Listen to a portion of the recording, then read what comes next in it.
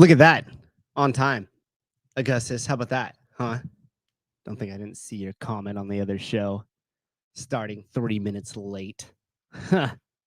Now look at me. We have Tyler Watkins joining us today. We're going to have some fun conversation just about the ecosystem of CrossFit. What's going on? There's been some awesome. I don't know why I said awesome. Well, Rogue's pretty awesome. But there's been some really massive companies and different things that have come out of the CrossFit ecosystem over the years. And so we're going to talk a little bit about that. And then we're going to get into like how Tyler started the Heat One app a little bit. Not like a whole entire story on it, but just basically about like bootstrapping a business. Like, how do you start something that you know you want to do? We talked a little bit about this a couple of shows back, and I was getting Heidi all fired up. Do you guys remember? Kenneth, who gives a fuck? WOD prep. Prep this dick. How about that? Sorry, I'm already getting carried away. No, Seth is on that show, so that'll be a good show. Brett, what's up, dude? How you doing? Hey, you know what? I was actually just thinking about you the other day. I saw that your wife had like posted up that you guys were at a fire station. Dude, I put all the whole entire program that I have like outlined on like a 1 or 2 pages of just like an information thing with some visuals and stuff about the whole entire program. So I'll send that over to you. I finally I packaged it all together so it looks a little bit nicer and like it could present well. But you could take a look at that, maybe pull some different ideas, or maybe even figure out how to work that in for next year and even get a little bit of more money out of that contract, perhaps.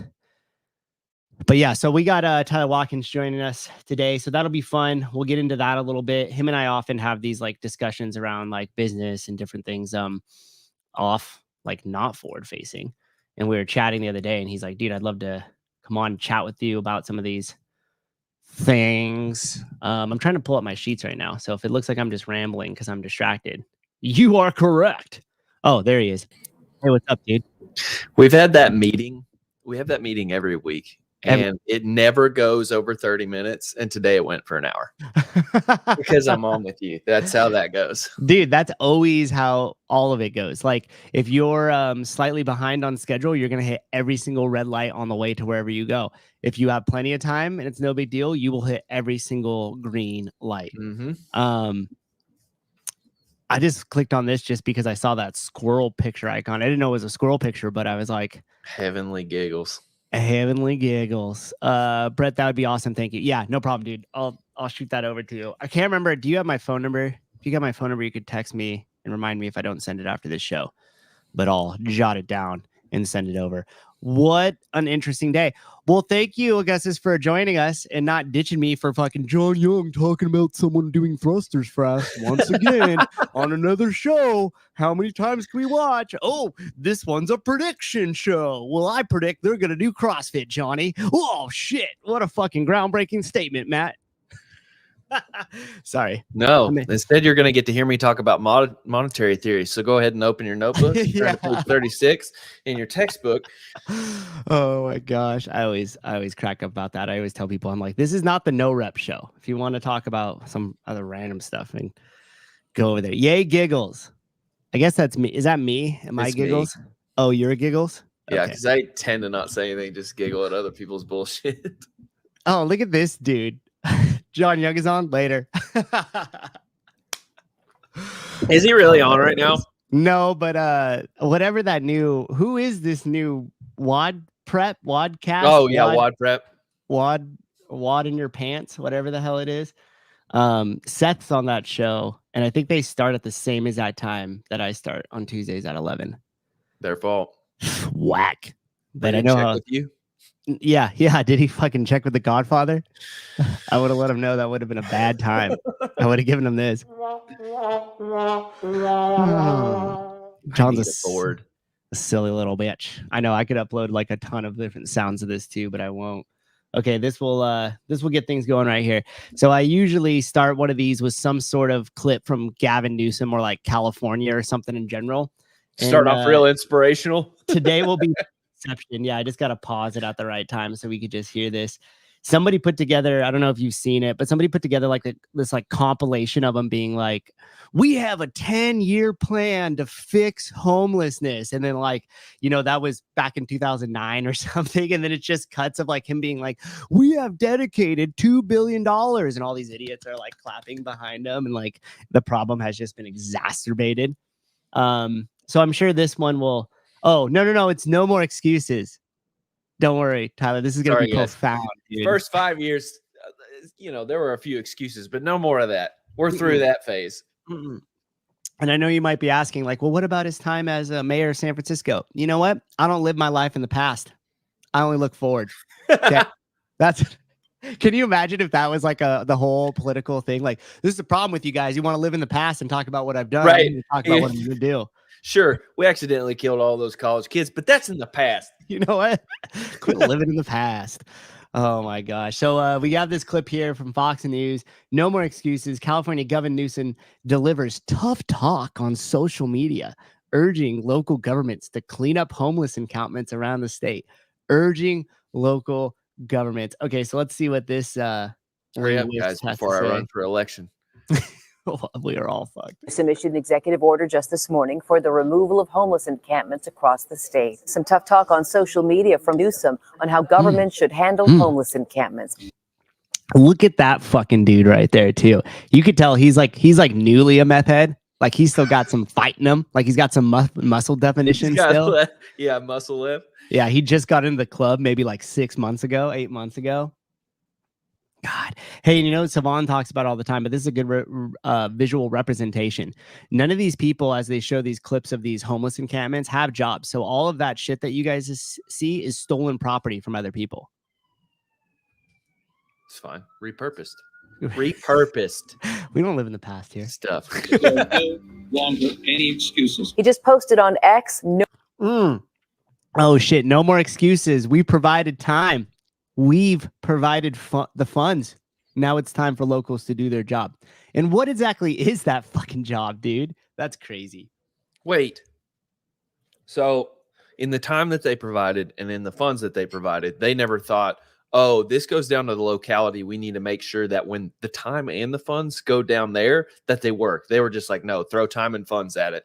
Yeah. And we don't even really have any definition around time or funds, which is the best part about that. Dude, it's just it's insane, right? Like he's the governor of the state and he was basically running excuses the whole time as to like why things weren't the way they were, and now he just flips the whole entire script and is basically like, okay, well, it's not my problem, it's each local government's problem, each city. Thank you for your taking responsibility for your state. It's insane. All right, let's see what he has to say. No more excuses. We've provided the time. We've provided the funds. Now it's time for locals to do their job. He's directing state agencies on how to remove tents and makeshift shelters. His order tells local governments to act with urgency and dignity. This comes after a recent Supreme Court decision that gives cities more ability to clear encampments and cite people for camping in public. Governor Newsom is... I don't even know how to like take that. Like he just basically completely displaced the blame to local governments. Well, I mean, like that is a play you could make. It'd be like, hey guys, we set up all these funds. I have this whole staff that's ready and available to handle these problems, but like the local governments aren't accepting it.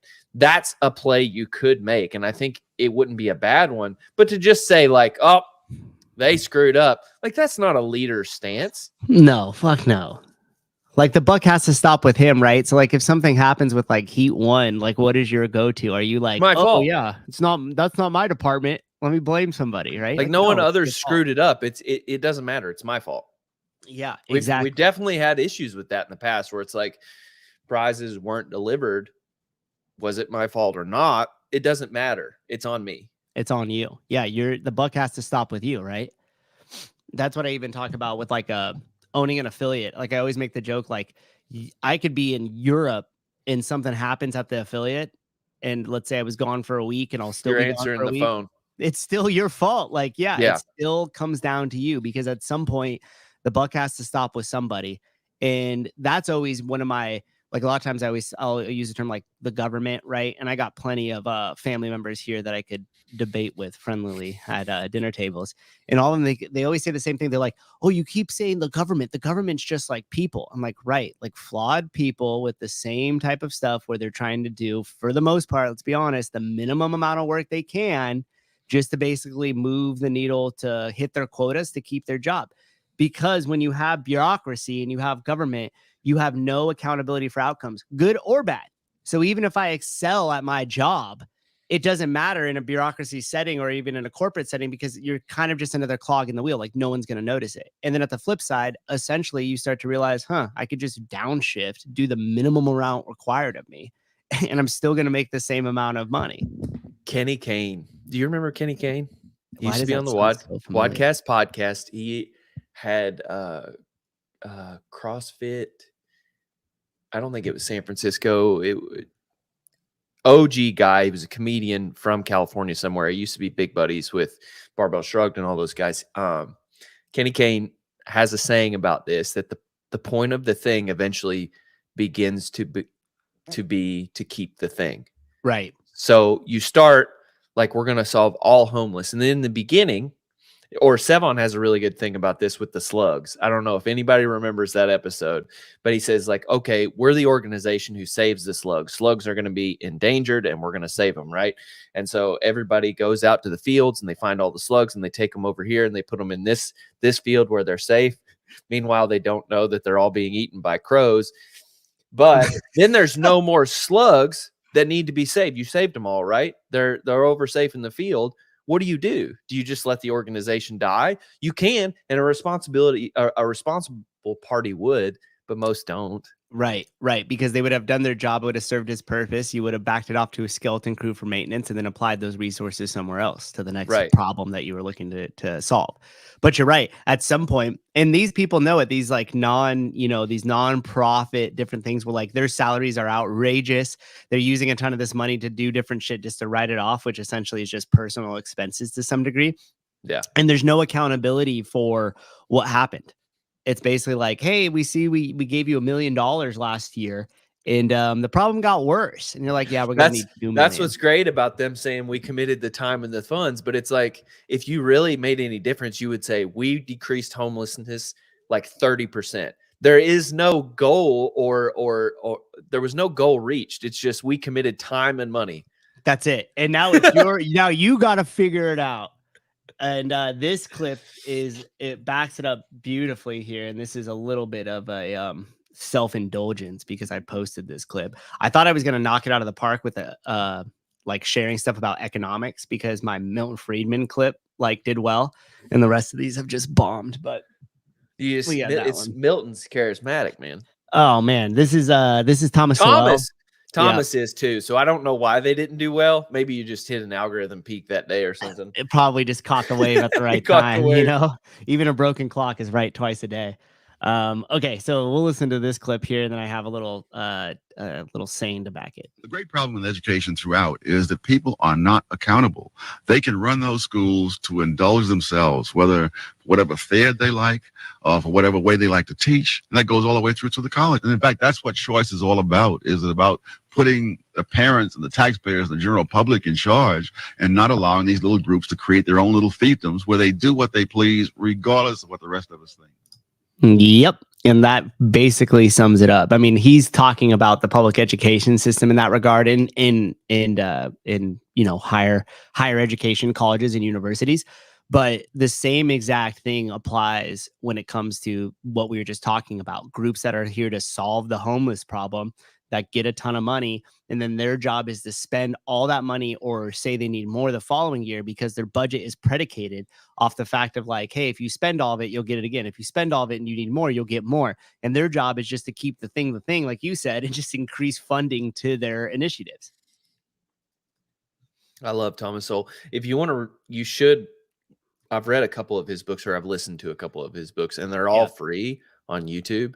And he's talked about that. He's like, yeah, why would I put my books? Like, he was like, yeah, you can go buy my book if you want to, but he's like, I don't care if it's online, like for free. Yeah. Great. They're really interesting. Like, especially like for me, I like listening to stuff about the South and sort of the culture of the South. And he talks, like, in one of his books, he goes in depth on the lack of productivity in the South and essentially just characterized it as Southerners like their free time. And so, like, all the business that was started in the South during like the early years in American history is all because Northerners moved down and started businesses and then started doing shit. All the Southerners are like, damn, I guess I gotta work for these idiots now, huh? Yep. All right, so this will be the last little clip here, and then I'll dovetail this into the why it makes sense to talk about the CrossFit ecosystem, a little Heat 1 history lesson after this. So this comes from Robert Greene. If you guys have listened to me in any regard, you probably have heard me talk about him. This is from the 33 Strategies of War, one of the first books that he wrote. I'm gonna skip it over twice here because I thought this this little blur here summed up politics in the US almost exactly, and it's also a great tale for you personally. And the thing here reads, morality is often just a cover up for the desire for more territory, riches, and power. And oftentimes we see a lot of these things that start as like good initiatives for individuals or might sound like it's a good cause. And typically these political things are wrapped in some sort of packaging that you can't really go against it, right? So the first thing that comes to mind is like, are you pro-life or pro-choice? It's like, well, I'm pro both of those things. And so how are you going to funnel me into two things for this specific subject, right? So imagine you had just that option on anything else. Like, so you want to use the crosswalk here? I do. You pro-choice or you pro-life? Well, why? Well, you could have the choice to walk across it, but you might die. Just saying. It's like things don't funnel into it that way. Another one that you guys will remember is the Black Lives Matter. So when you package these groups up or these like initiatives or these activist groups or whatever inside of this wording that you literally can't even begin to start to ask questions about because of the way that it's packaged, you know that you need to run for the hills. And typically these packages come with, well, we're just doing good for the other guy. Like, oh, this is the moral high ground. And you have to remember that in order for you to take that stance, you have to then believe that you are superior to the people that you are pointing at. Because otherwise, who like, what if I was like, hey, Tyler, you need to do this because trust me, dude, it's going to be good for you and it's the right thing to do.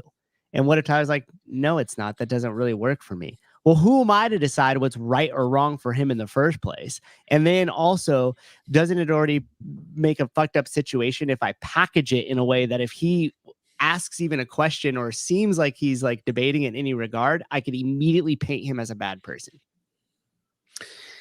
My favorite, so this quote you have, I have it in a different sense, and I'm going to do this in my style. So if anybody's seen the animated Star Wars series, Clone Wars, I think it is the most important story that's ever been told in a visual sense. It is a cartoon, but the lessons in it are way more powerful than just a cartoon. But in it, Darth Maul says that right and wrong is often is just determined by the seat that holds power. And that's just rephrasing this. Morality is often covered up desired territory. Because if maybe I shouldn't go down this rabbit hole, but it's like, I'm sure Hitler thought he was right. To kill all the Jews was the right move. And that was right and wrong. And he held the seat of power until the United States came in and said, no, that's not right and wrong. Yeah. That's the changes. Have you heard the because like with the new AI that they had, they translated his speech with the same like tonality and inflection, but in English. And if you listen to it, it for me, it was almost like bone chilling because when you listen to what he's saying, you could easily now see how that could play out, right? When he's there and he's like, I have fought for you and I will continue to fight for you. And it is like, you could even see how that would start to fill this void right now. Right? Like if you had this really like charismatic person that was put into this position of power that all of a sudden just started change the clothes, change the mustache, and you're ready to go. Then you could just start like ranting on it and you would fire up a bunch of people that are in like desperate positions, especially if you're kind of coming from the high ground of like morality. Yes.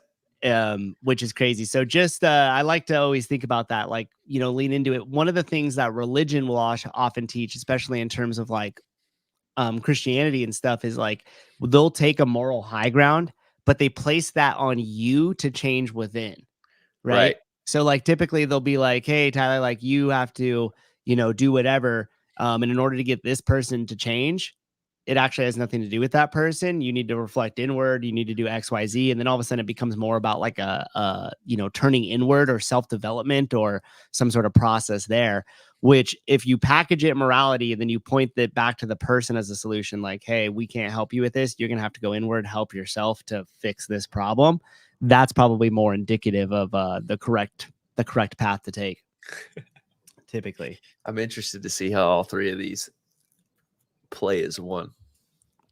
Yeah, all three of those clips. Yeah. Well, it kind of worked, right? It was all about accountability. Right. Which brings me to my first question is, so when Heat 1 has taken a couple like a couple changes, right?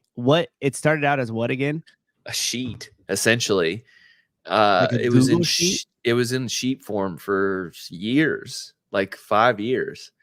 This has existed a long time in my life. And then it was Launchair leaderboarding. I think that's what you're talking about, which is no longer a site, if that's what you're looking up. Okay, fair enough. It's been down. Launchair leaderboarding, which was really, really rudimentary as a website and an ability to play. But I mean, I don't want to take credit. I think the group happened organically and through a bunch of different groups, but I do think that Launchair is one of the reasons that the group started to exist in its cumulative form that it is now. Do you remember those days? I do, because we were all kind of that was when the threads all started to come together for that specific reason, right? And then we kind of had these like buckets of threads for like shows, but then they all kind of just morphed into one. And then when we started doing at the time, Launchair leaderboard, like drafts and those shows about it, that thread became like the thread that everybody was talking in prior to getting onto the show, which usually consisted of like explaining it to Sevon like 7 different times. Those are the worst. But yeah, like, so as far as Launchair leaderboarding, that's probably its biggest claim to fame, is that it organized the thread for whatever reason. So yeah. And you know what? It's funny about that text thread is like there's been it was like a pretty decent sized net at first. Right, like there was a bunch of people in that. The people who have moved in and out of that thread is ridiculous. Now, I won't name names, but it's pretty impressive who all's moved through it. Yeah, and it's basically like I always say the word wrong that Sevon uses, but it's like it's cold herd the herd cold the herd. Basically, it's refined it down to like just the people who it's been for like the last year now, right? Yeah. I'm gonna ask you a random ass question. Sure. If there is one person that you think, I'm not going to use the word deserves, but something along that same thread, like that could contributed or could earn its way into that thread, is there one individual that comes to mind? How are you gonna say it? No. Okay. You know what's funny too is like there are two. I think there are two who could, but it's I don't know. The thread has this cast on it now. I don't want to change the formula at all. You know what I mean? It's definitely distilled down to like who you would trust, right? Because now it's like now that shit's tight and like we know that like everybody in that group is trustworthy. So that's like the main thing from it. And anytime you enter somebody into that, everybody's always going to be like, can we trust this person? How are we going to say here? It's a little sketchy. We'll get some of these comments. Matt Burns, be friendly. Don't know what that's about. Ernie, what's up, dude? Good to see you again. Bernie Gannon, deep thoughts by Kamal. What did he say? What can be unburdened by what? Also, Darth Maul. Yeah, I think he said that first. It would make sense if Kamala ripped that off of Darth Maul. Bro, Bernie, did you say that the other day with John? I'm pretty sure John. So John's biggest flaw, there's only one, is that is that he has a tendency to only believe something once it's happened. So it's like, I don't believe that it can happen until it's happened. And I'm pretty sure Bernie the other day was like, don't be unburdened by what has been. That's amazing. That's a really good comment. That's amazing. But anyway, yeah, Launchair leaderboarding. Yeah. So, where was the switch made? Like when you went from, because there was a big brand from it. Like it was when the first started, it was very much just like bootstrapped up. I guess let's pause there. Did you fund it like out of your own pocket, or did you go find money to start it? We tried. You tried to get it funded? Basically, I have my way of doing things has always been laying the track out as the train's right behind me. Yeah, I think you were around and have been involved with several opportunities that I've had to have investors. Well, I'll get into the first one, which was Launchair. I think I've talked about this in the past, and that maybe I haven't talked about this in the past. I know I've talked about it with you. I got some notoriety on Morning Chalk Up with the whole Z-Score stuff. And then I leveraged that into getting backstage access at the Syndicate. I knew Frazier was going to be there. I sort of acted a little bit slimy and sort of positioned myself to where I knew he was going to be. I had previously met O'Keefe. I struck up a conversation with O'Keefe. He asked me what I was doing. I told him about this fantasy league that app that I had started. And Matt's a huge betting guy.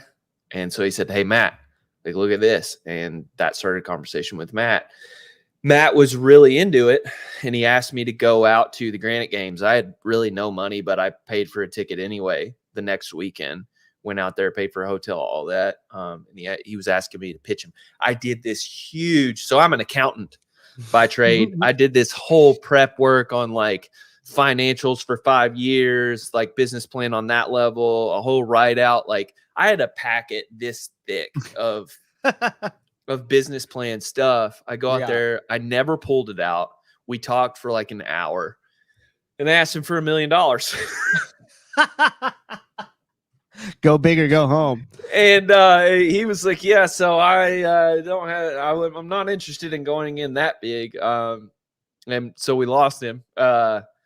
We tried to keep that fire, whatever embers going that we could, but it was like, he was like pretty much like, yeah, that's not going to work.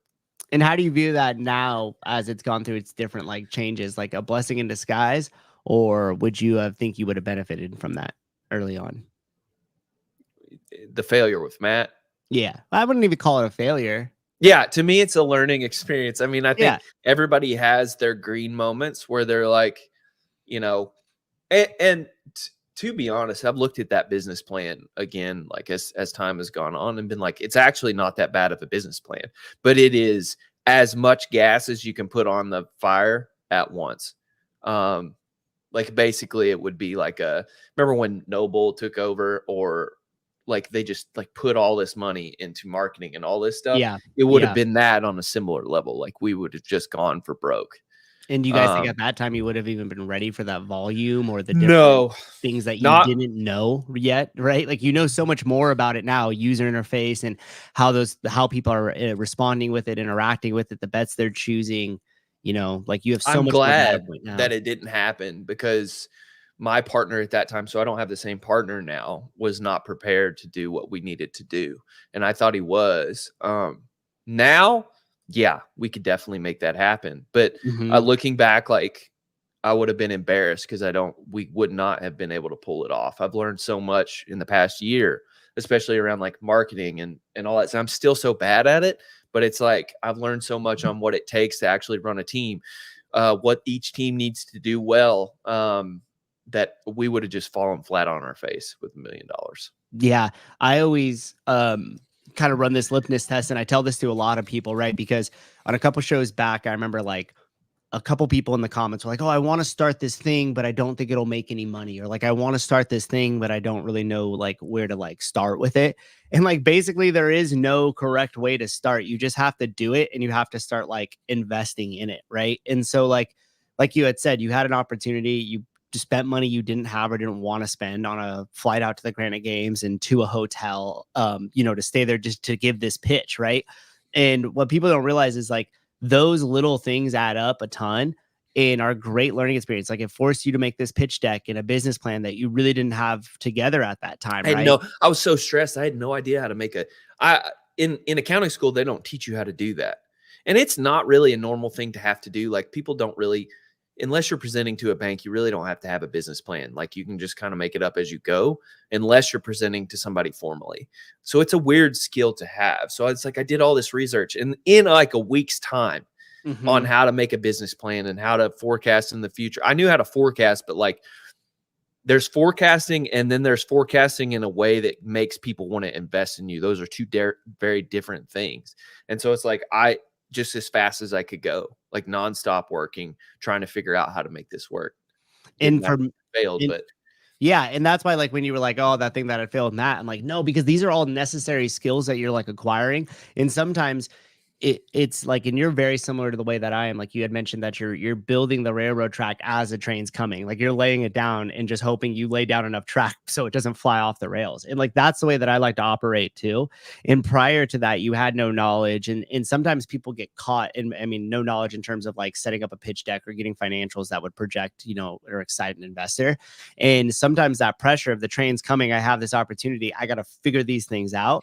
At the time, may not seem like the best way to operate on stuff, but actually learning in real time like that, getting your hands dirty in these higher pressure situations is actually the best way, at least for me. And like, I know it is similar with you, to actually acquire those skills because your back's against the wall. You just have to do it. Right. It always happens so much faster and easier when it's high pressure for me. I do a lot of work in the off season and the off time, but at the same time, like it just happens so much more organically and easier for some reason when the shot clock's on for me. Yeah. Yeah. That's the same way I like to do it too, because it feels like the inputs or like the stuff that you're doing, you're going to get an output from it really quick. And it's like you're playing in real time with live fire. You're not running through the motions just like as like a dress rehearsal. Sure. So, okay. So we pitched Matt, and then that just fizzled, just kind of died on the vine there. That fizzled. They said no, but it just kind of ran its course. Yeah. I think we did the games that year as Launchair. I'd gotten a little bit of funding, I think, from C4. We put their ad up, but it was basically enough for me to barely pay to go to the games. And yeah, I think I fronted actually a lot of the cash just to stay there. And that was the first time you and I really got to hang out because we were around each other quite a bit that games. And that's more of what was important than actually Launchair at that point, was me just being in that environment. Yeah. So we had some abysmal success. I think there were like maybe 700 or 800 people played in Launchair. It's incredibly hard to use. We had a ton of negative feedback, but it was good that we were getting feedback. After that, during the off season, I could tell my partner was just less and less invested in what was going on. Mm-hmm. And I was pushing harder and harder, and I can't code. I can't build an app. And so we sort of just fizzled out, and I thought it was over. I remember talking to Brian Friend. He was like, "Hey, what's going on with Launchair?" And I was like, "Yeah, I think it's done, and I don't really know what I'm gonna do next." And like, my position in the group is sort of, I think, strange. I think all of our, like, if you asked any of us, I think we would all say that. But like, yeah, that's what I was gonna say too. Peter's funny. Hiller definitely has his pieces. Sevon definitely has like his thing. JR's got his thing. I think they're very well defined, but mine, I was like, I don't have anything to offer. And I'm very cautious about that. Like, I don't want to be in the group if I can't offer anything. So I was like pretty much thinking about like disappearing at the time. I was like, I've offered what I can offer. I don't want to be around. I don't want to be around if I can't. And I don't want to be that dude just like hanging in the back. Like, hey guys.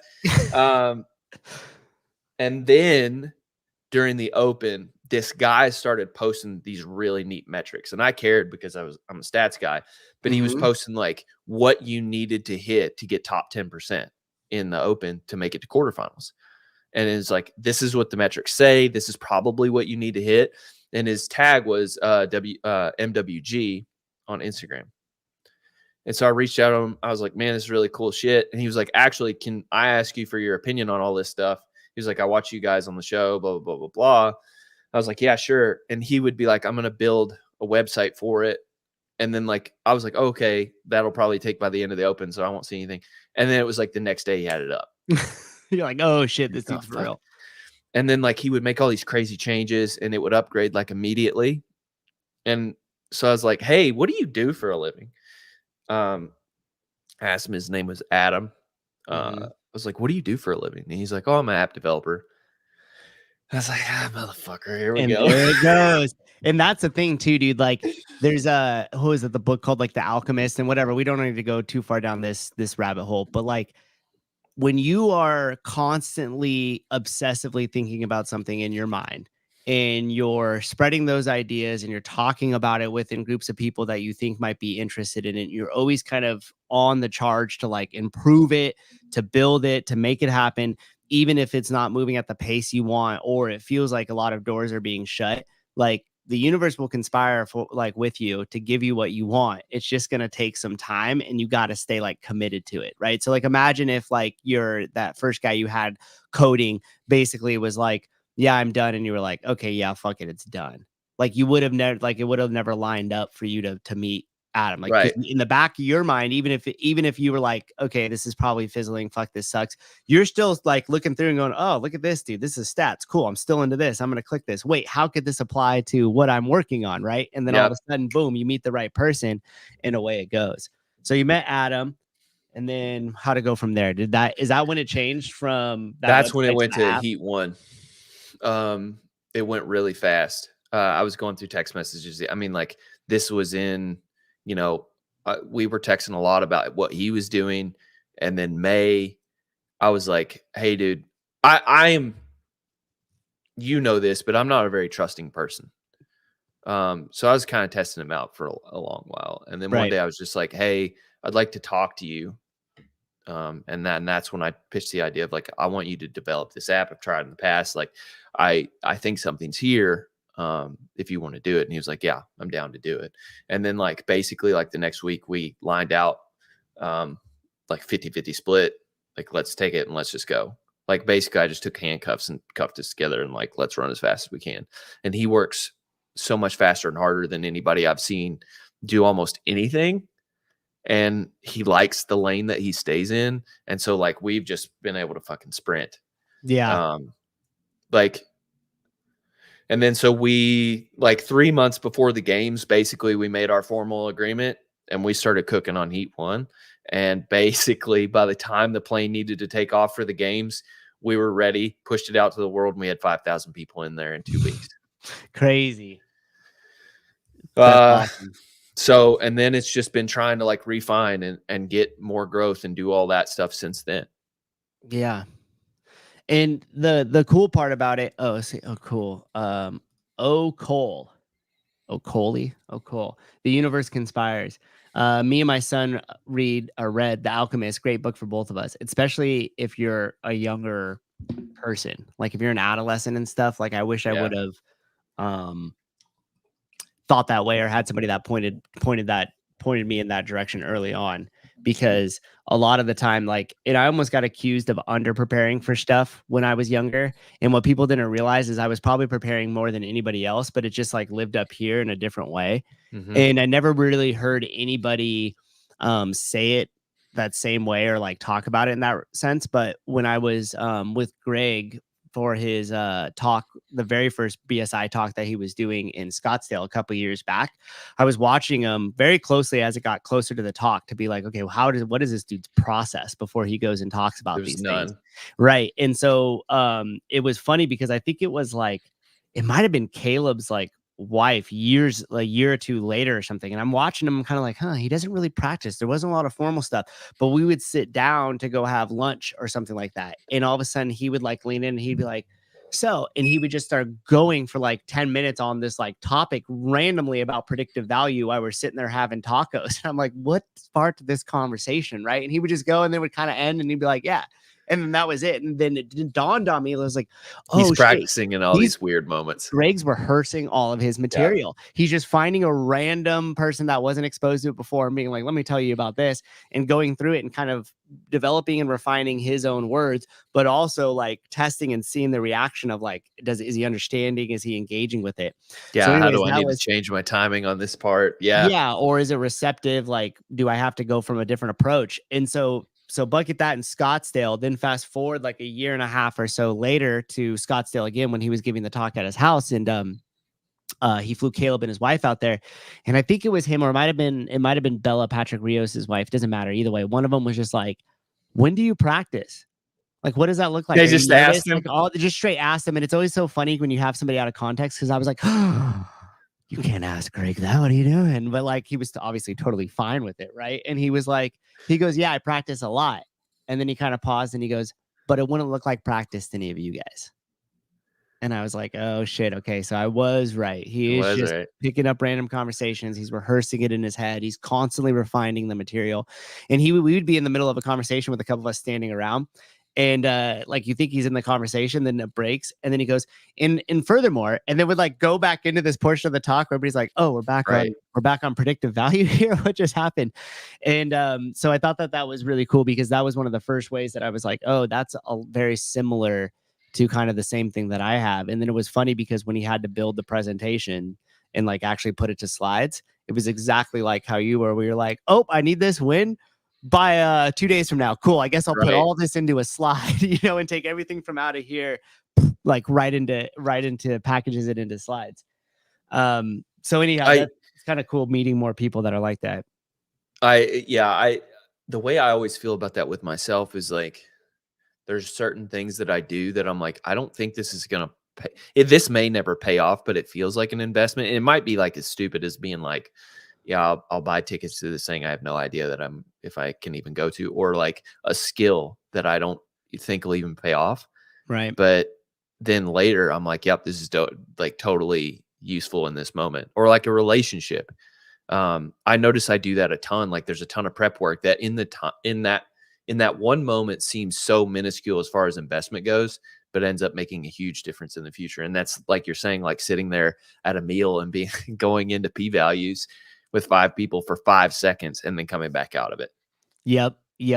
And it's I wanted to hear kind of the talk, because obviously, like, I know a lot of stuff, like, we've always talked about business. I know a lot of stuff. No, I meant about like the background was going on, but I don't think many other people did. And when we were discussing this, I was like, dude, I want to share that, because like I said, a couple shows ago, I did back, like people were just coming up with these excuses. Like they would find more reasons as to why they can't be successful than they would ever find reasons to start the thing that they want to start. Majority of the people will defend their inability to chase their dreams, and they would just defend one reason to start, or come up with one reason to start. And that, I think the thing that ties the group together to me is that innate ability to just do stuff. Yeah. Whereas I did not have that innate ability. Like I'm an accountant. There are parts of me, I'm a bit bipolar, I think, in this sense, not actually bipolar, but bipolar in this sense, in that like part of me loves security and the other part of me loves to totally gamble. Mm-hmm. And so I was really uncomfortable with that part of myself that likes to gamble, to where I kind of just squished it during college. And then as I became more involved with the group, you guys, the impression that you guys had, this is getting kind of homo, the impression that you guys pushed me into was, dude, just do stuff, just make stuff. Who cares if it falls? And like the fear of falling flat on your face has almost just evaporated at this point. Yeah. Like, I don't care anymore. Yeah. And you'll appreciate this, because I'm pretty sure it was a Tim Ferriss thing. And I knew you were a big Tim Ferriss guy. Like we talked about, like, you're like 10 years ago, I was went bald. I'm like, what, really? No, I'm just no, I was like, no shit. He got you that much. Damn. I'm totally bought in. I only wear one shirt. One shirt every day. I want to optimize Yeah. my ability to make decisions. Tim would come in and be like, yeah, but you're wasting so much time on Instagram. What are you doing?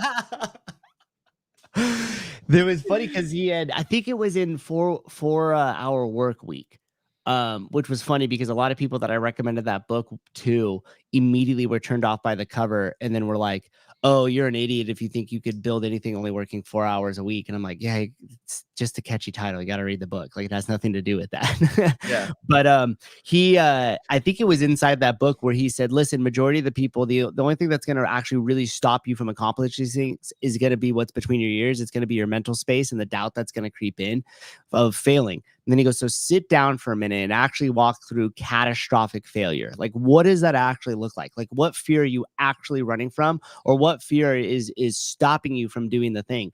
And so that was something that I took really to heart. And at this time, as I was getting ready to take over the gym by myself, I was like, well, fuck, I'm already at home living with my parents in my late 20s.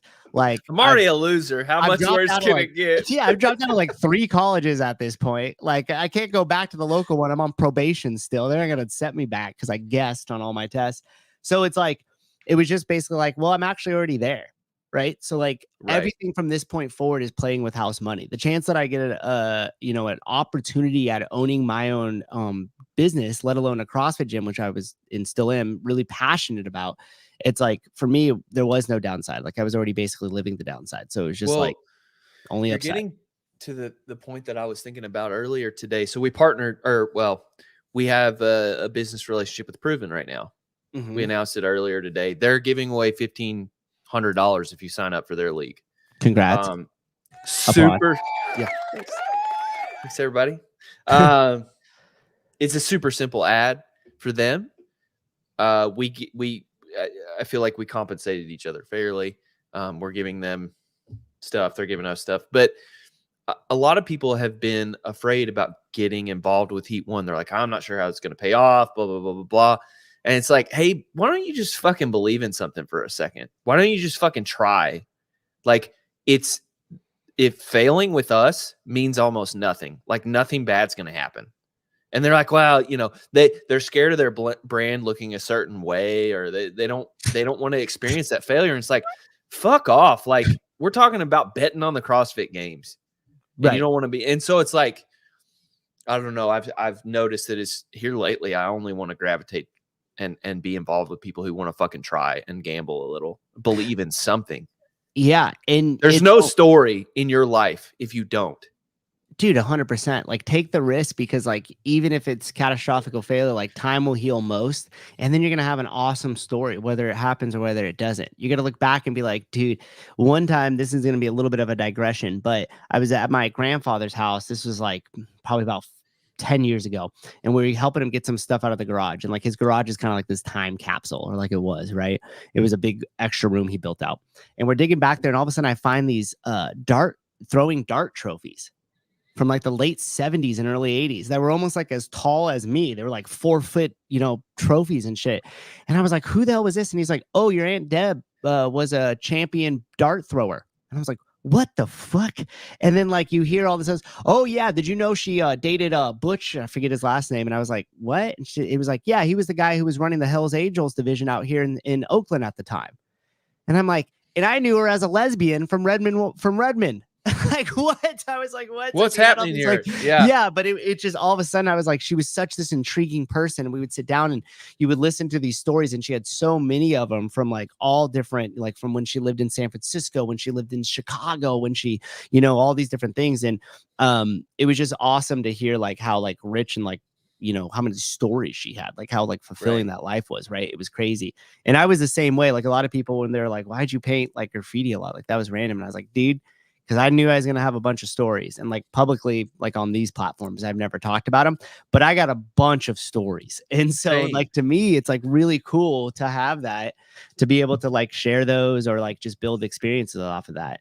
And honestly, like, why would you not want that? The reason I think I actually do most things is because I want the story. I don't give a shit about like the money. I don't give a shit about like, oh, I talked to Matt Frazier. I don't care. I I want the experience. The idea that I asked Matt Frazier for $1 million is more cool to me than actually meeting Matt himself. Like that whole, like just meeting him. Yeah. No, I sat down and asked him for No, like dude, $1 you have million. this whole story that you gave up, you pitched him, right? Like Yeah. that's way cooler, and taking the risk to do that, even though you felt like you had to pull money out that you weren't ready to spend. You had to develop a bunch of time and resources on a pitch that technically you never even pulled out of the briefcase, right? Like all this stuff. And most of the stories, like I'll never tell, like some of the shit that we see, like at the games or, you know, behind the scenes of what we're involved in. It's like, I'll never tell those stories, but I know them. And I'm okay with that. Like that's the best shit for me. Yeah. Being in situations that will only ever happen one time. I think that's what I want most. Yeah. And if you play it safe and you stay in that comfort zone and you don't start like slowly letting the rope out on taking more risks, taking more opportunities, calculated risk, strategic risk, chasing strategic opportunities, you know, don't just fucking run across the freeway so you have a story, right? But if you do it strategically and you kind of build up behind it, like it's only going to propel you forward. And all those things, like even when you mentioned there was like a failure right away, it's like that pitch to Matt like was not a failure. Like that was the catalyst that built an awesome story that developed everything that came after that. Yeah. And the thing about Proven real quick in HWPO, that I just want to do. I press this button sometimes so people can hide their kids. Is that the warning? Dude, they're being fucking completely idiots. That they are, okay, here's the deal. They're, okay, the whole ecosystem, this is where I wish I had a little whiteboard so I could bring up and I could start drawing shit and get all fucking manic in front of you guys. But again, it goes back to what Greg said. If the CrossFit fucking games is this, right?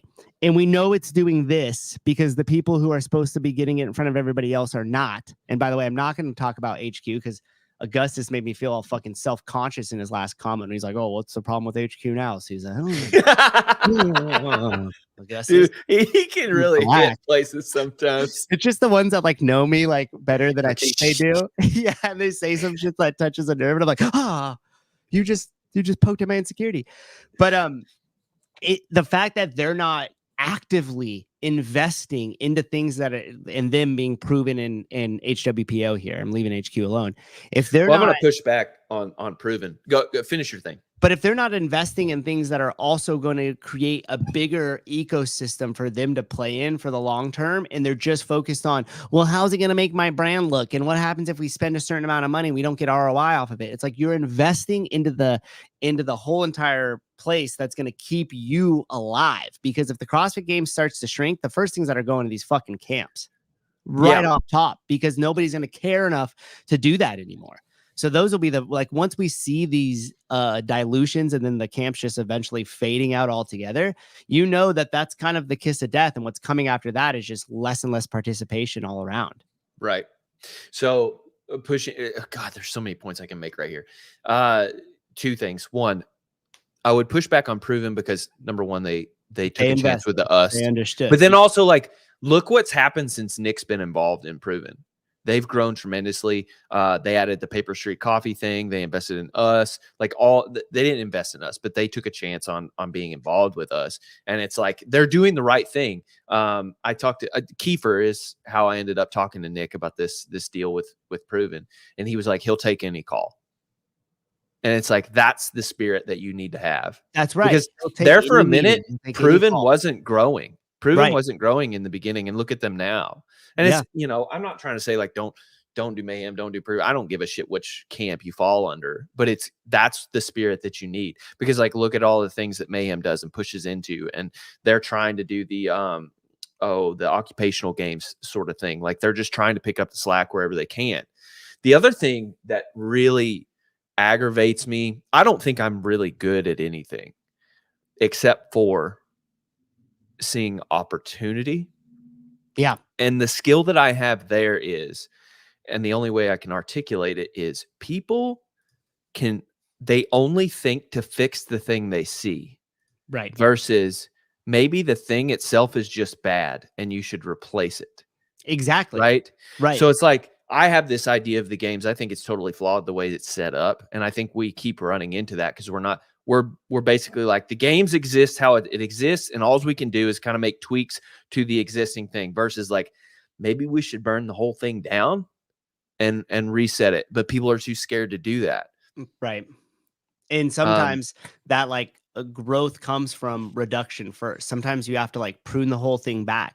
And so I was saying it on the show with Seth. I was like, if we take away the emotional side of it, we just look at the product that the CrossFit Games produced. It produced individuals, it produced team, it produced masters, it produced teens, youngins, and at some point an adaptive thing, right? So money was filtering to run all 5 of those products.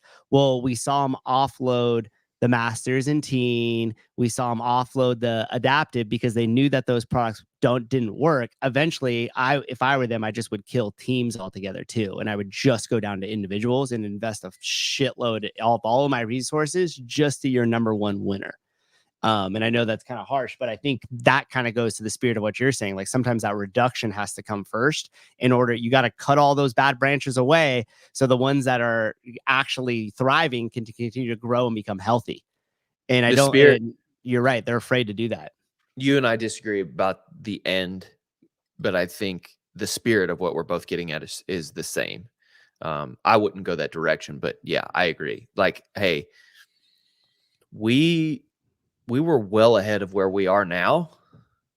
And whether you want to reduce or not, it doesn't really matter because you're being forced to. So you might as well lean into it and get what you want versus being pulled back against your will. Mm-hmm. Yeah, that's a great point. I want to answer this comment here. C Hill. So what's Mayhem doing? And no, it's all about ROI. Sorry, I'm with them. They invested in their gym. I can tell you exactly what Mayhem is doing. They're putting on a fucking clinic of how a camp should act. Mm-hmm. They are so invested in every facet of the CrossFit ecosystem. They contribute in large ways to just service, like it's part of their little ethos, and they go to these charities and they put these things on. They dedicate a ton of time and money, and Rich dedicates a ton of his personal time to it. They're heavily involved in sponsoring competitions.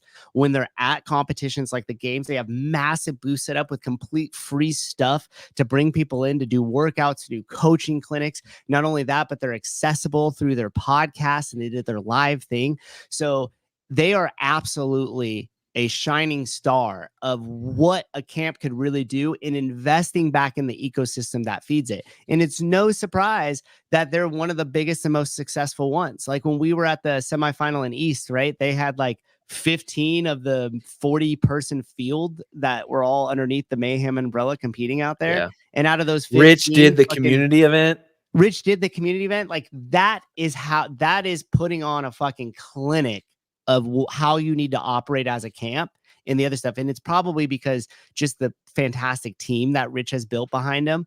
Like, you know, Rory absolutely kills it in terms of their partnerships and those opportunities. And he's a really good filter for saying, yes, he'll always take a call, but he also knows how to filter out the BS. Like, nah, this ain't the right fit. Right. Like, we don't really see the opportunity. I'll always take a call, depending on if you're worth the call. and he's got that team. Like he's got that horsepower behind him to be able to execute on those same things. Now, as far as HWPO and these provens and these this and that, like it's still up for debate for me because potentially maybe I'm just not familiarized with everything that they do. But for me, it's like if you're doing it correctly, I don't need to go searching it out. It should just be in my face. Mm-hmm. Mm-hmm. And so that's my opinion on Mayhem there, Sea Hill. They aren't on the same level as Proven right now. You got to give Proven an HWP time. No, I don't. I do not, because you know why? Mayhem spent all the time developing the playbook. Those motherfuckers could copy it and turn it into their own flavor and do what resonates with them. It doesn't take time for you to seek opportunities to build into the ecosystem. It does not. That's just a mindset.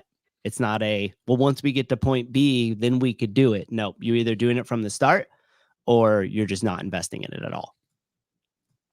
That's all I got to say about that. You have a hard stop, don't you? Do you have to leave right now? I'm actually good.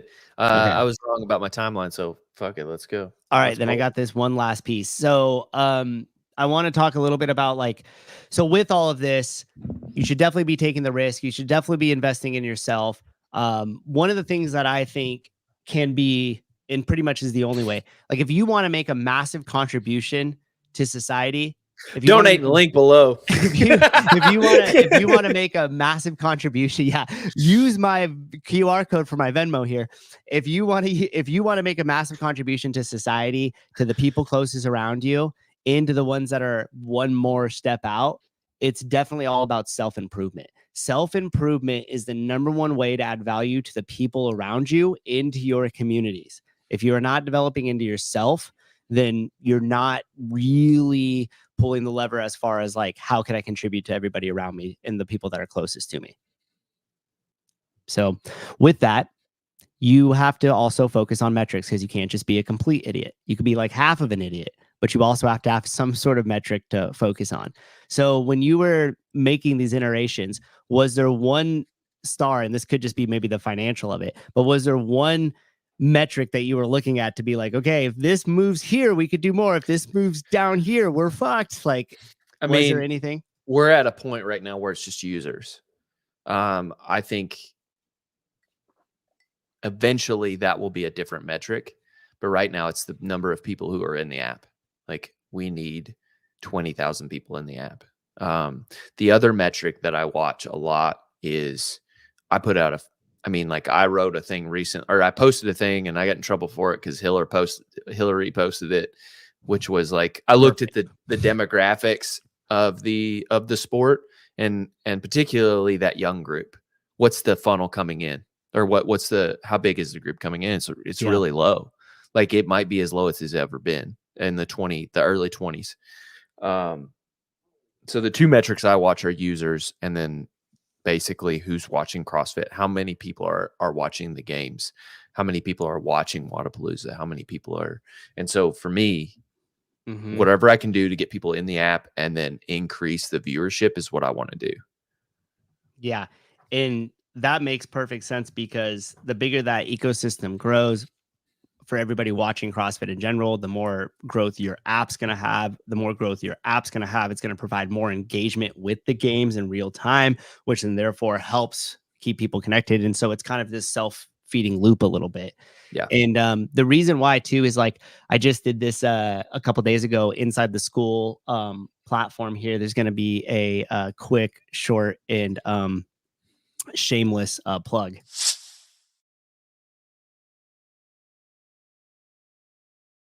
So this is the school platform here. And a couple weeks ago, I did this thing about microeconomics in the gym, right? There's plenty of different ways to like skin the cat. I was seeing if there was something on here. Yeah. And this was it. And it was, how many people does it take to make a class profitable? And I put it in this video here, but I basically developed this like formula, and there's lots of different ways to skin the cat here, right? I was getting ready to say, well, it depends. Yeah, now exactly. There's always going to be there. It depends, right? But you have your total monthly expenses of your gym. You have the total number of monthly classes you offer equals how much it costs you per class. So total expenses, right?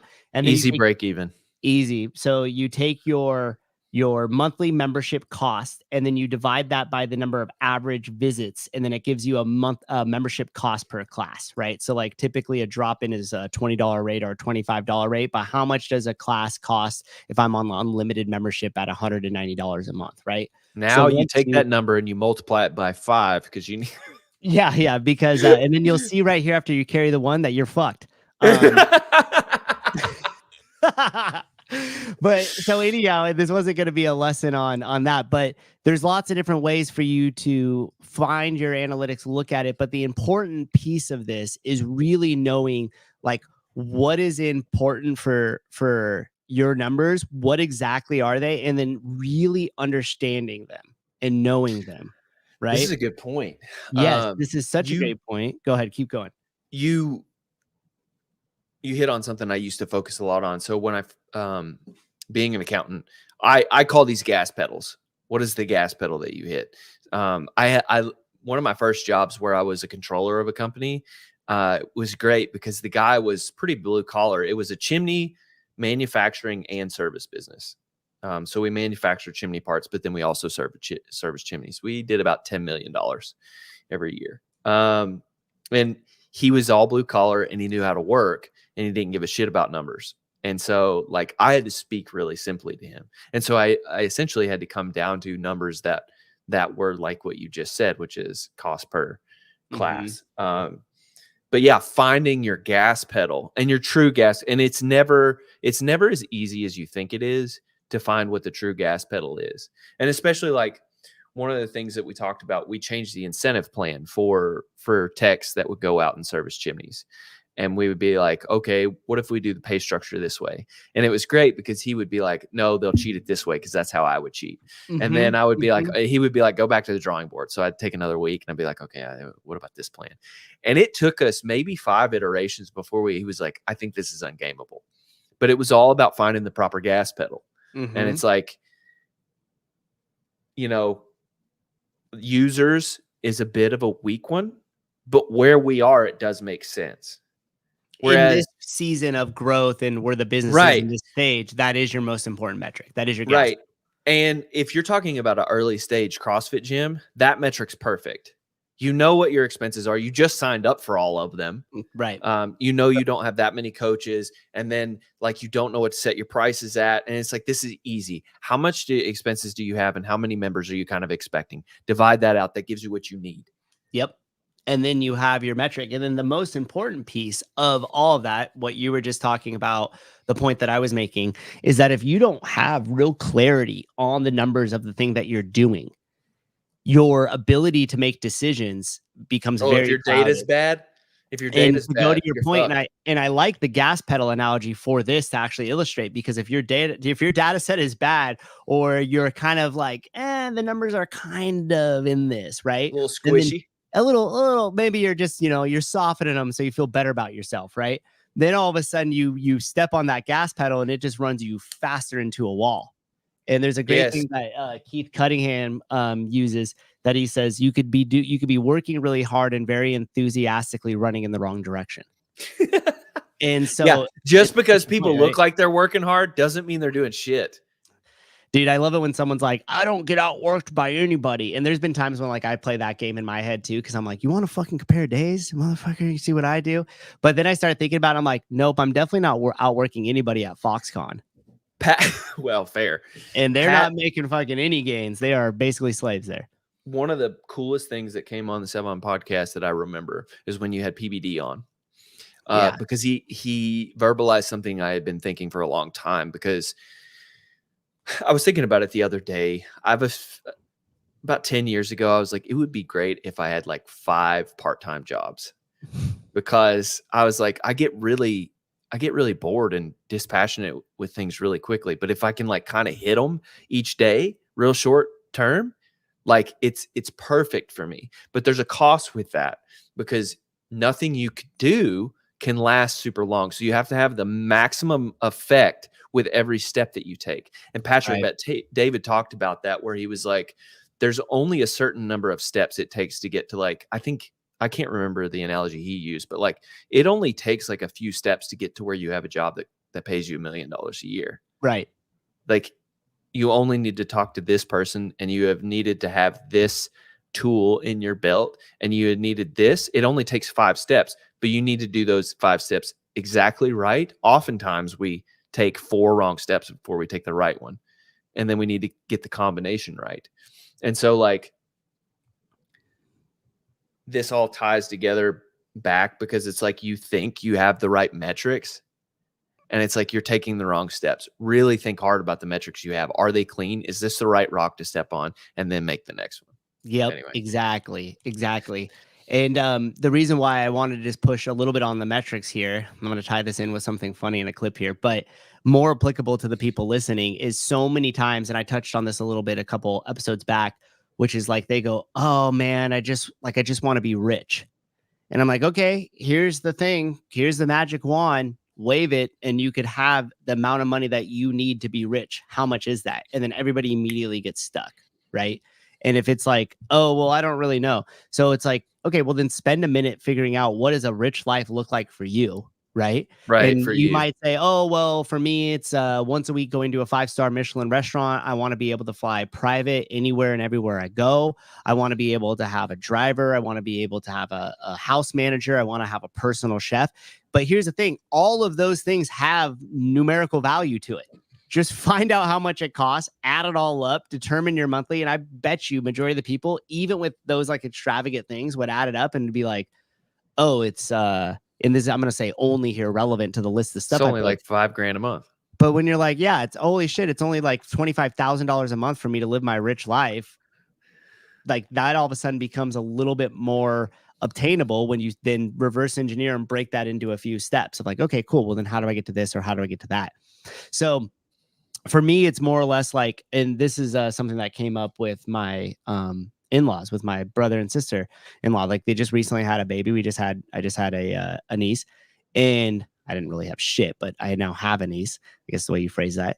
And she was like, we don't know what to do. Like, should I go back to like work? She's an emergency room nurse. He's a firefighter. They're like, blah, blah, blah. I'm like, dude, it's a math equation. Like, are you just working to afford daycare? You know what I mean? Or like, my brother-in-law maybe picking up a few more shifts at the fire station, gonna balance that out. And then you could stay home with the kid, and it probably works out to where you end up having more money in that way. And like both of them kind of had that moment of like, oh shit, you're right. It is just a math equation. And I was like, yeah, most of these things that we're facing are just math equations. So once, like, if you're trying to go and start something new or start a business or make that leap, like I saw Brett put in one of the things like, damn, you guys are making me want to quit my corporate job. Quit that shit right now. Burn the ships behind you. Lean into sell your house. Leave your wife. Leave your kids. You could start anew. But the thing is like, do the math to it real quick, right? Like, how much money are you bringing in? How much money more do you think you could make at the affiliate? What's it going to actually take you to make that money per month for you to be able to quit your job? And then just break that down into a few steps. And now you have a tangible bite-sized action that you could start to actually work towards it. See, look, you decided that Brett is going to leave his wife and kids now. Tyler, great. I didn't say kill him. I didn't say kill him. That's on you. Oh, dude, thank you too for I got it to Pedro. I sent Mr. Peter his jingle that you sent for Around the Whiteboard. He actually texted me back and he's like, this is the most awesome thing I've ever gotten.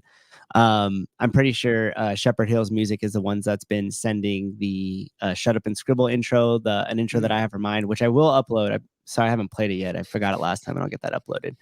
I'm a 41-year-old musician and recently decided to start a YouTube and throw some songs towards the Sevon podcast crew. Why? Because why not? Yes. Hey, and if you come on and you comment your YouTube channel right now, we'll point at it and I'll tell Sevon to do the same thing, and he'll bring it up on his show as well. But yeah, so you need to know those numbers so that way you could start to ground your decision making into something that is actionable for you. And if you don't know your numbers, what starts to happen is, personally, I don't know if I'm willing to invest in you anymore. Uh-oh. And this is from Andrew Hiller here. Total CrossFit affiliates are down 130 since June and 470 since April.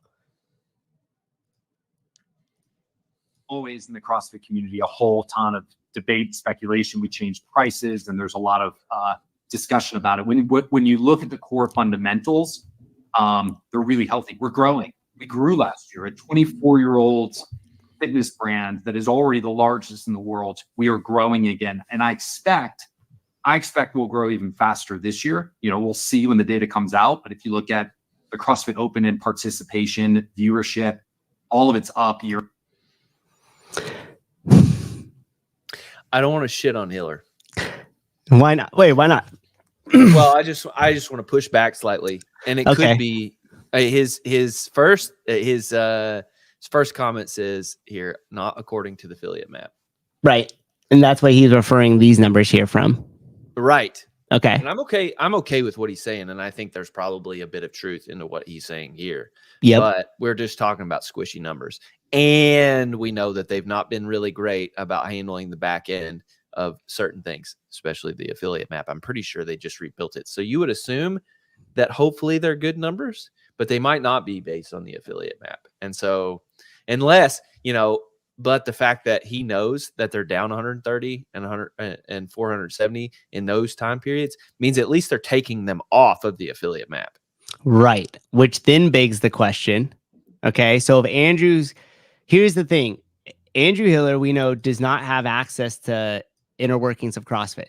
Like he doesn't have reports that he's getting, right? Allegedly. Allegedly. But according to him, he could still say things like total CrossFit affiliates. That's grounded That's in true. an actual, that's grounded in an That's actual true. metric. He is saying we know what he's talking about. He's talking about Yes. the total CrossFit affiliates, right? Now he says it's down by 130 cents and gives the time period. Hold on, let's go back to that Newsom clip. You knew this motherfucker was all going to tie in at the end here, right? You got paid, you got the timeline. Now it's up to the local things. Okay, so he's telling us we know what the payment is, $4,500 per month. They increased friction on getting in, they increased barrier to entry on getting into affiliate. They increased qualifications. They increased price. Everything went up, right? So then Andrew here is telling us, based off of price and timeline, total CrossFit affiliates 130 down since June, 147 down since April. Okay, that's how much is in net loss. That 470 is $2.1 million. So Assuming that they're all $4,500 affiliates. Yeah, well, I'm guessing the ones that left were when their price change came up and they pulled the plug on it, right? Right. But regardless of here, this metric you and I could both look at. Now, the only thing that would be missing to even give this like a shining star is if you put total CrossFit affiliates and then in parentheses put the actual number, and then said was down by 130 cents June and then 470 cents April. We know exactly what he's talking about. We also know the metric that he values. That's his gas pedal metric, to go back to what we were kind of talking about. It's all of our gas, but it is the entire industry's gas pedal metric. Okay. Now, shall we play this? Point. Now, let's play this one more time. Always in the CrossFit community, a whole ton of debate, speculation. We changed prices, and there's a lot of discussion about it. When you look at the core fundamentals, they're really healthy. We're growing. We grew last year. A 24-year-old fitness brand that is already the largest in the world. We are growing again. Okay, so we're growing again. A 24-year-old fitness brand still has room to grow. So he kind of already prefaced it, which was a little weird. They're like, typically brands that have been around for Coca-Cola hasn't grown ever. Setting it up for, hey, we should fail, but we're not. But we're not. Okay. So I'm good with all this so far too, by the way. Especially when he says like we're expecting to grow faster this next year. We've had lots of growth. I'm at the edge of my seat. I'm like, fucking awesome. What's Don gonna deliver here? This is great. I expect we'll grow even faster this year. You know, we'll see when the data comes out. But if you look at we'll see when the data comes out. Data's out. Data's out, bro. Pillar's already got it. Okay. Now we're gonna go into what is he using here, forward facing, as the metric, right? So if we go back to what Hiller said before, he said total CrossFit affiliates, and then he gave us numbers that would show that is actually digressing. You're saying what is growth? What is growth? We don't know, right? We don't know. And so you put the $2 million, it's down, but overall that still could be up because of the price change. So even though that many people went out, it could still be climbing. Anyways, so we could get into that, but hold on, let's just listen to him for one more second here, because he says before he said the data still needs to come out, but then he's setting us up here. But if you look at the CrossFit Open and participation, viewership, all of it's up year on year. And so I'm really bullish on the path that we're on, but it certainly requires some, hard decisions at times. Okay. So wait a minute. Year on year. But wait a minute. What the fuck does the CrossFit Open have to do with, and you just said this, and I was already like alluding to it, and I agree with it. You just said that the most important metric for all of us in the CrossFit ecosystem is the growth of affiliates, right?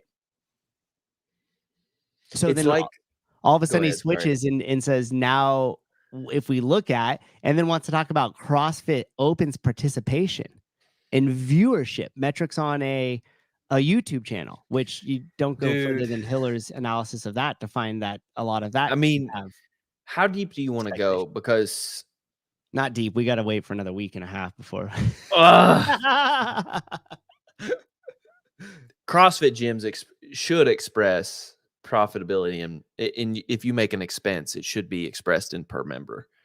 So if I buy DirecTV for my affiliate for whatever reason, you might do that. It's going to cost me three members a year, or whatever that metric. Member a year.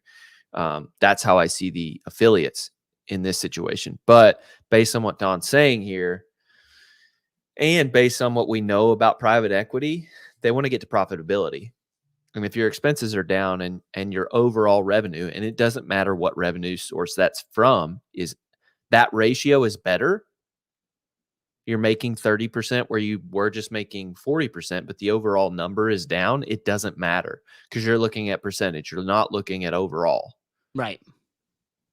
And And here's so what's growth? I mean, that's why that's what you ended up talking about in finance school, like basically all the time. What's growth? and how is Anyway. it measured? And so here's the thing, and I actually agree with everything Captain Rogers is saying here, but I'm still gonna fuck him up at the end. Growing revenue, yes. By growing affiliates, no. Okay, That's what I just said. that's what Tyler just said, and we all three of us agree on that point. He's talking about revenue minus expenses. Wait a minute, Captain Rogers. You had to make a leap. You weren't told that. Don didn't say that. Okay. They've reduced costs and raised affiliate fees. Voila. You don't know that. And they did not say that. And at some point, is there a tipping point between how many affiliates are willing to stay on and pay for the new one versus how many just decide to leave? And do we actually know how much that number has grown by? So although what Captain Rogers is saying here, which is funny that I have to call him Captain Rogers. Well, you're alluding true. to a sleight of hand because you lead with affiliates and then you move towards a financial statement, but you never talk that you switched in between. Go ahead. Sorry. That's right. And then Captain Rogers says they increased open participation equals revenue growth. Exactly. And so it's kind of funny because everything Captain Rogers just said is 100% true. Like Tyler and I both agree with everything there. So it's not a matter of the fact that the point that he's making. It's the fact that Captain Rogers has knowledge that he applied to what was saying to Don to close all the gaps between what was actually being said and him and us trying to figure out what he actually means. That lies the whole entire problem. We shouldn't have to try to jump through these hoops. If there was true growth, we could say something like, last year we had 10,000 affiliates. This year, after the price change, we have 9,000 affiliates. That actually resulted in a 20% increase in revenue because they're all coming in at paying at more of a higher price. We are all on the same sheet of music, and we know what he's talking about. We just talked about affiliates and the price increase, and then he just swung all the way over to left field and said, and if we look at things like the open participation, what in the world? So you're going to take this affiliate licensing model and say like, oh yeah, we've had some struggles here, but our direct to consumer, which is our open, is doing great. And so what are we using as a metrics here? Hold on. He said something pretty funny. I'm deciphering his corporate bullshit. Captain Rogers is part of the MBA class. Nice. Oh, yeah, very good callback. But yeah, that's what I was saying is like what everything Captain Rogers was saying is it's true. And we're all like looking at it and saying like, yep, okay, we all see that. But the problem is that's not what Don's saying. To and push we're on having you, to make those leaps on our own. To push on you, do you say that if you're Don? Do you say, hey, we had 10,000 affiliates last year, now we have 9? Yeah, our revenue's higher, but we lost that 1,000. We think that's acceptable.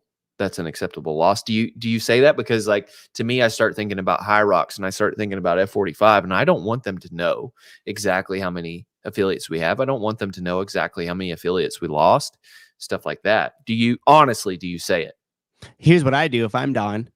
Every time I'm on one of these, I'm not talking about shit that has to do with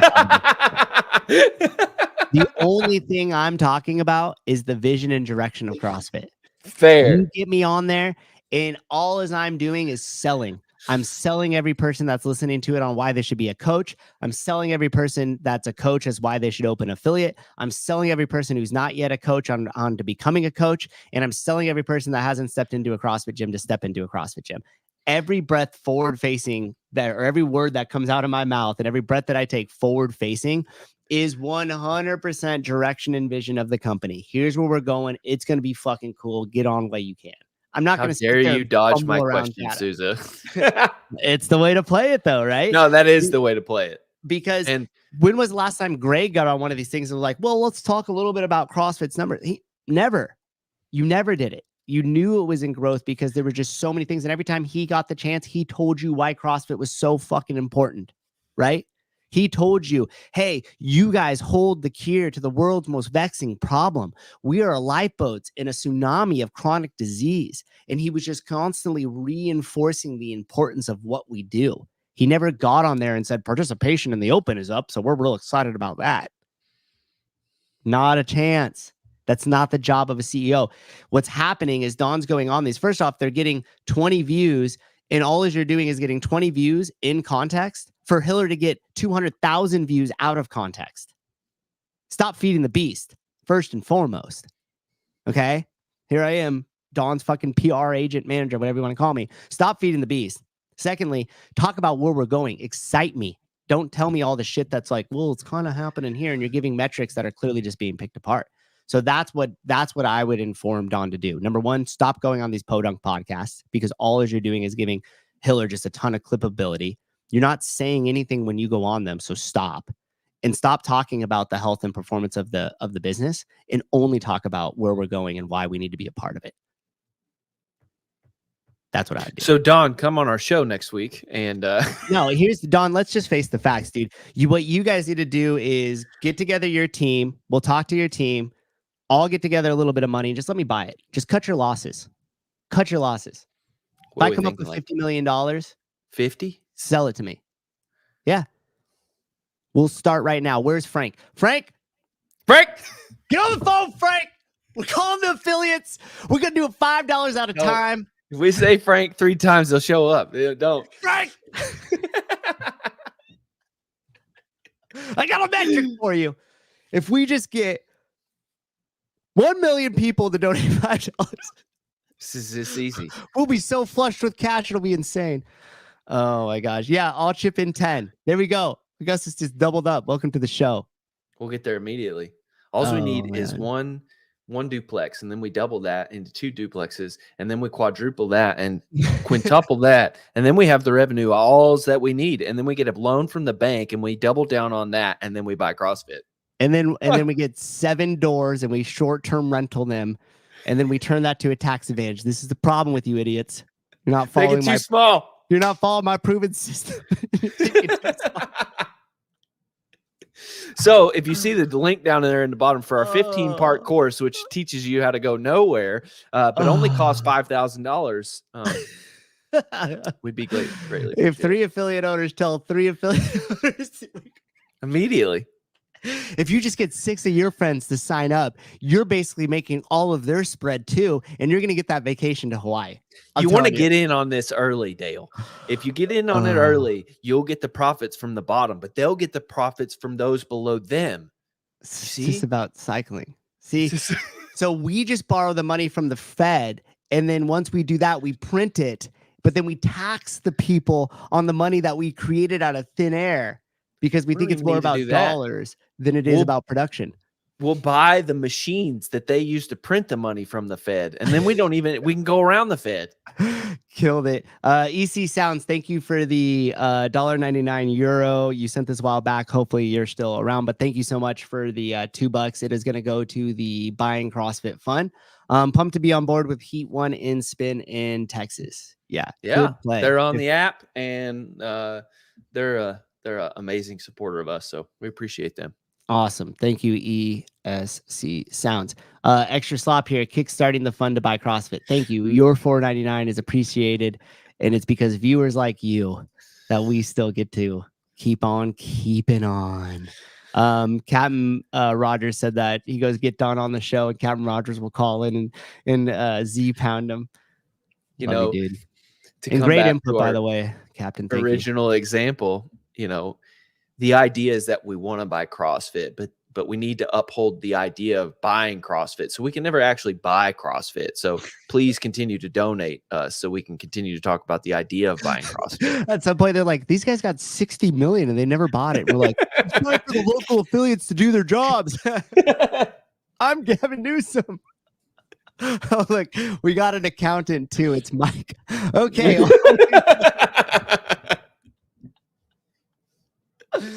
Holy shit. Oh, WOD Prep. Souza, 2 weeks in a row we're on at the same time. Yeah. Don't do that no more. We should coordinate on times. And you pick a different time than mine. Coordination over.